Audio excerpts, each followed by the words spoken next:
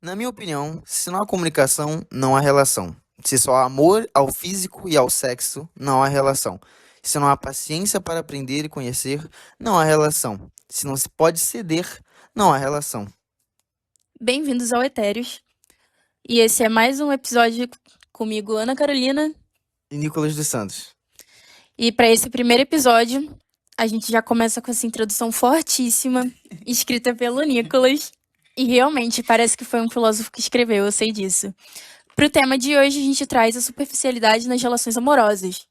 Exatamente. É justamente sobre essa questão de como as relações entre os humanos, sejam elas amorosas ou não, sejam as proximidades e as hierarquias por trás dessas relações, são influenciadas por bastante superficialidade e como isso influencia negativamente na nossa vida no cotidiano.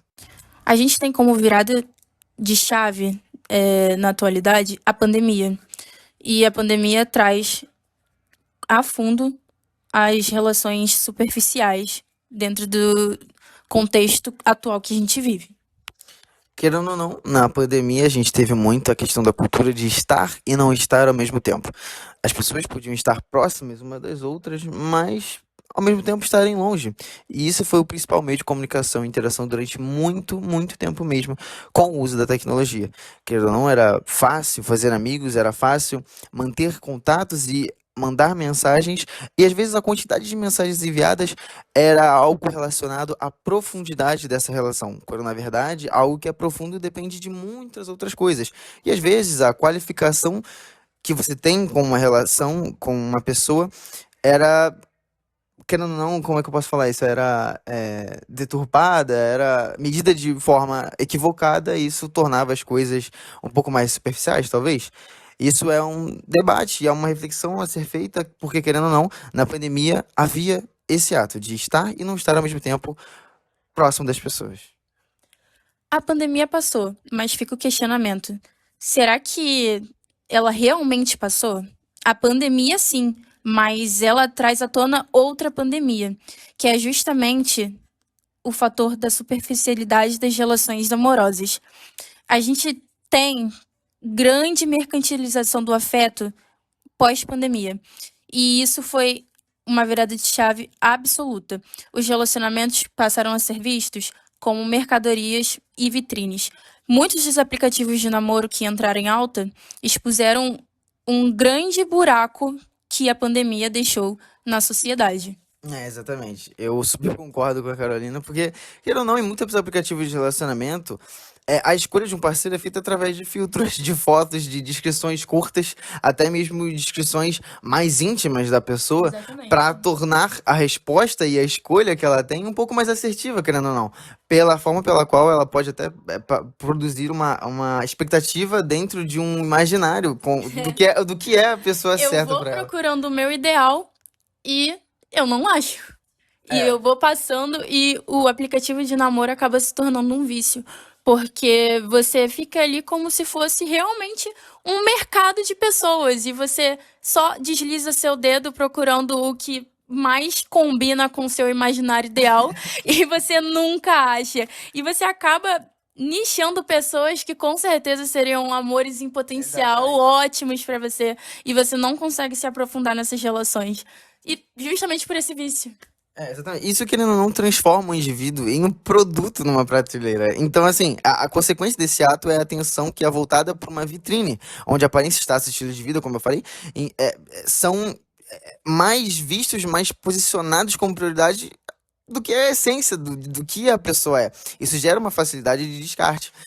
Se o produto não satisfaz as expectativas imediatas, ele é substituído automaticamente pelo mais próximo da lista como um simples deslizar de dedo. E isso é completamente desumano Isso é insano. e é superficial. E eu posso falar por experiência própria. Eu já estive dentro de um desses aplicativos de namoro e realmente você às vezes está ali buscando conhecer pessoas e a gente não tá aqui para julgar quem gosta de estar em aplicativos de relacionamento, mas é porque se torna de verdade um vício. E por experiência própria, quanto mais eu estava naquele aplicativo, mais eu via as pessoas não como seres humanos, mas como pessoas que eu estava avaliando em potencial, como se fossem mercadorias para eu comprar. E isso é muito estranho, porque é algo que acaba sendo automático. Você vai deslizando o seu dedo, e se essa pessoa tem uma característica que você acha que não bate com você, ou um hobby que você não ache bom ou legal o suficiente, e você só desliza seu dedo no X e acha totalmente desinteressante, isso é realmente algo muito problemático. É, exatamente. E em cima disso, a gente gostaria também de entrar na pauta da pirâmide do afeto. Querendo ou não, isso existe muito na cultura da geração Z, e é algo até que a Carolina botou em pauta, a gente pensou um pouco sobre, que era justamente para entrar com a ideia. Aliás, muitas ideias, muitos subconjuntos de ideia de, por exemplo, a síndrome de opção melhor à deriva, casais de vitrine, que são coisas que a gente ainda vai entrar ao decorrer do debate. A gente tem aqui muito forte com a geração Z, justamente essa pirâmide onde a gente acaba dividindo, né, níveis de relacionamento e o quão de importância a gente dá para eles. A gente tem conversante, ficante prêmio, namoro, e isso acaba se tornando uma pirâmide onde você acaba nichando as relações e tratando de forma totalmente superficial. É, Acho importante a gente lembrar que, independente de qualquer nível de relação que a gente esteja estabelecendo com as pessoas, é um indivíduo que está ali, é um ser humano que está ali. Eu acho que a tecnologia e a gente ter esse contato totalmente frio, às vezes, durante a pandemia mesmo, tornou o nosso cérebro meio maluco para essa ideia de divisão de relacionamento. Justamente essa questão do ficante, né? Muita gente. Tá bom, o que é um ficante? E hoje em dia a gente tem ficante uma relação moldada por duas pessoas que apenas ficam. Mas ok, duas pessoas que apenas ficam, mas são duas pessoas, continuam sendo duas pessoas. E dois humanos que trocam conversa, querendo ou não, com certeza, porque você não fica sem conversar. Sim. Você troca uma ideia com a pessoa e você acaba, querendo ou não, conhecendo um pouco, mesmo que seja pouco, você conhece dessa pessoa. Mas por que você deve tratar essa pessoa como menos importante? Ela não continua sendo um indivíduo, ou ainda tendo sentimentos, ou sendo um ser humano que, da mesma forma que trata, quer ser tratado também. Como é que seria essa relação de afeto? Acaba querendo ou não ocorrendo uma invalidação no processo, né? Você invalida a pessoa como um ser humano, como uma pessoa que tem sentimentos, como uma pessoa que às vezes não vai gostar de ser exposta, uma pessoa que não vai gostar de estar próxima de situações onde ela vai se sentir vulnerável. E isso pode prejudicar até mesmo a relação que você tem com essa pessoa, porque ela pode acabar se sentindo atacada de alguma forma, devido à forma pela qual você trata ela, a forma pela qual você lida com ela, como se ela não fosse uma pessoa humana, com sentimentos, com vontades, com pensamentos. Assim, isso acaba sendo uma falta de respeito, querendo ou não. Exatamente. É muito engraçado porque hoje em dia a gente tem muita criação sobre conteúdo de ficante, de conversante, de ficante prêmio na internet. E é sempre retratado com humor, com um tom de sátira. E é interessante perceber isso na internet e a opinião que as pessoas têm sobre isso, né? Porque se você for parar pra ver, você assiste alguns vídeos bobos dizendo de humor mesmo, como perder seu ficante em 10 dias, ou esse tipo de coisa. E aí você coloca lá coisas que, tipo assim, é o mínimo que você precisa fazer, porque você tá lidando com um ser humano, sabe? Você não tá lidando com uma mercadoria que você comprou na internet. Não é um ser que não tem vida, não é algo material, sabe? É uma pessoa de carne e osso. Então, como assim eu vou perder essa pessoa porque eu tô tratando essa pessoa bem ou porque eu tô respondendo essa pessoa? Sim, exatamente. E assim, a segmentação dos relacionamentos em categorias, como a Carolina falou, pontuando, né? Ficante, entre aspas, premium, ou, enfim, conversante, reflete uma tentativa da geração Z, que é a nossa geração, de colocar ordem no caos do conceito de modernidade líquida. Não se trata apenas de uma escolha casual, mas de uma resposta adaptativa a várias pressões estruturais e psicológicas geradas entre debates e rótulos da nossa geração. E temos como desdobramento, né, da modernidade líquida justamente o amor líquido, que é a fragilidade dos laços afetivos na sociedade atual. Isso se dá porque a gente acaba criando barreiras para que essas relações avancem. E aí a gente traz o cerne da questão: por que será que a geração Z está tão empenhada em criar essas barreiras? Porque qual deve ser esse medo das relações avançarem, sabe? Que medo é esse? Por que que eu sinto tanto medo desse meu ficante se tornar algo mais sério? Porque, querendo ou não, a gente se apega e a gente ama, e é inevitável, a gente conhece. E eu acho que as pessoas estão com tanto medo hoje em dia de conhecer e de se apegar e de amar. E a gente tá aqui conversando com vocês e junto com vocês a gente tá querendo criar um raciocínio lógico do por que isso deve estar acontecendo. Mas mais do que isso, refletir, né? Como isso deve ter começado a acontecer. Será que isso foi realmente algo que começou na pandemia? Será que veio mesmo um pouquinho antes, um pouquinho depois? Querendo ou não, o aprendizado e o conhecimento, ele é muito importante e ele tem que servir de alguma maneira para que a gente crie experiência e crie boas relações. Não se dá para aprender como amar e como sentir o amor se você não tenta. Se você se deixa se travar por conceitos, se travar por ideias que, ao mesmo tempo, elas vão cultivar uma superficialidade, elas vão cultivar que você seja mais raso, que você seja menos profundo, e não tem como aprender sobre amor, não tem como aprender sobre as pessoas se você não convive com elas, se você não tem relação com elas, se você não interage, se você não consegue Se aprender você sobre não dá isso. uma chance, porque hoje em dia a gente vê tanto na internet, né? Se essa pessoa te ama, ela faz isso. Se essa pessoa não gosta de você de Engraçado. verdade. A gente tava falando sobre essa questão que é a questão da criação de conteúdo, notando o que é certo, o que é errado, e que é uma simples opinião, mas que as pessoas levam isso em conta e isso prejudica muito como elas vão tratar as relações com as pessoas.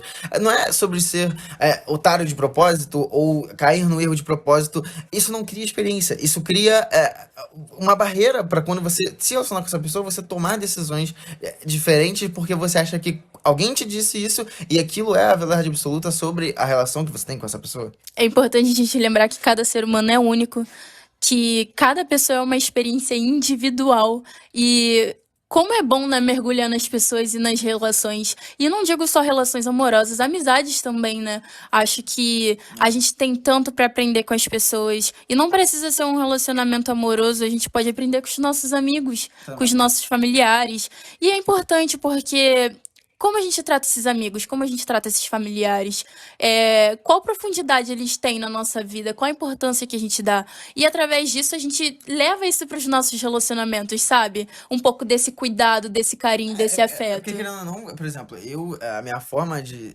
afeto com a pessoa que eu estou afim, com a pessoa que eu estou interessada, ela é muito gerada pela forma que minha mãe me tratava. E eu vejo isso completamente como é uma coisa positiva e é a origem de quem eu sou.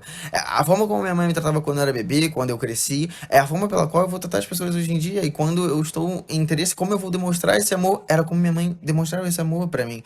Então, querendo ou não, isso vem de berço. Mas se você deixar de influenciar por uma cultura que vai te deixar preso em uma ideia de, sabe, não desenvolver isso e se resguardar ao invés de explorar esse lado, explorar os lados da sua Às origem vezes amorosa. até uma cultura extremamente machista, né? Porque se você Sim. for colocar isso dentro da situação, dentro do gênero, pra mulher, tudo bem, né? Demonstrar até mais do que o. E aí, quando você coloca isso com um Sim, sim, homem, sim. e aí você fica Tem, naquela, tem, mas se o tem homem tá demonstrando ele é otário. Sim, tipo, exatamente, mas, cara, tem muita essa cultura de, assim, cara, o homem tá chorando, o homem tá demonstrando carinho, demonstrando amor, mas isso não existe, isso é surreal, porque, querendo ou não, os homens eram muito reclusos tempos atrás, tempos de origem, muito tempos atrás, mesmo os homens eram reclusos a esse tipo de coisas, eles eram tratados como, você tem uma função específica, os homens e mulheres, eles eram denominados por funções, pela genética e etc, e isso foi se adaptando com o tempo, querendo ou não, o homem sofreu com isso, porque ultimamente o homem ele aceitava assim que ele era uma função de caçar,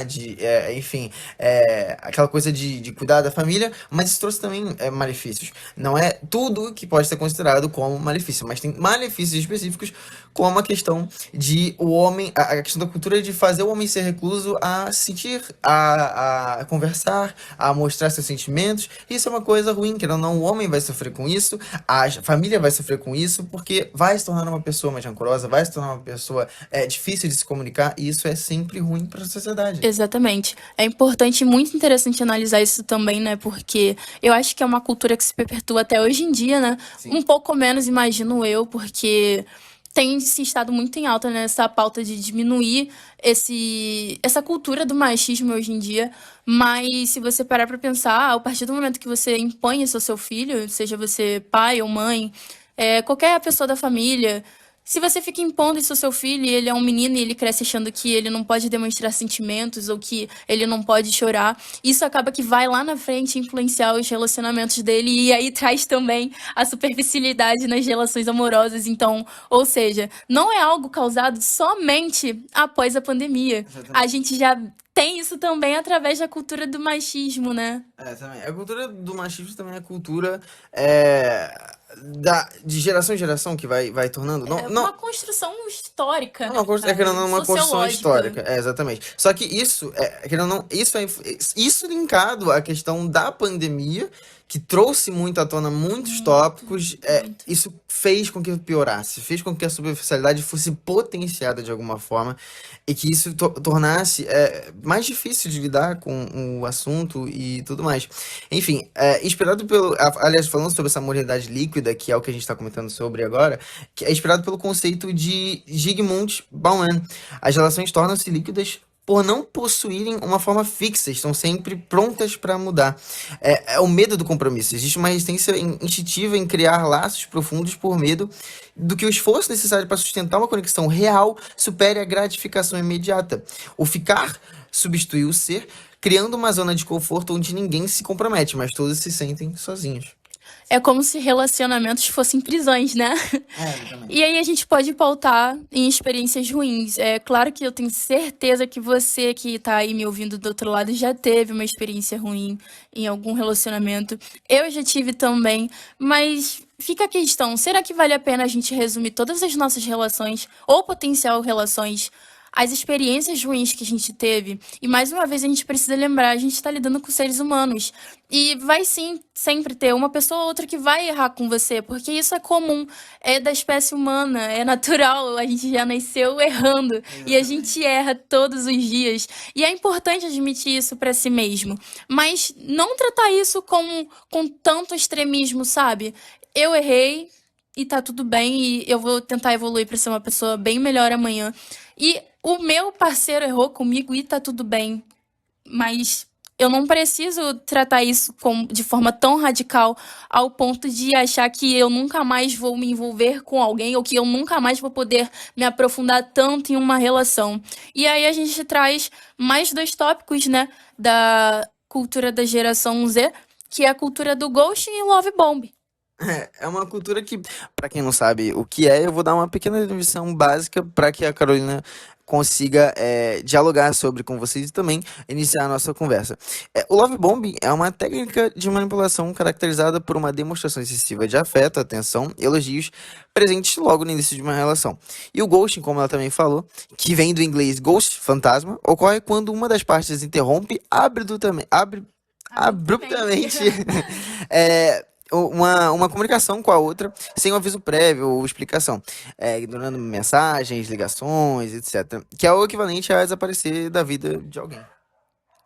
Muito disso está associado à dificuldade do autor de lidar com conflitos, medos, confrontação ou desinteresse repentino, e tá tudo bem, isso acontece.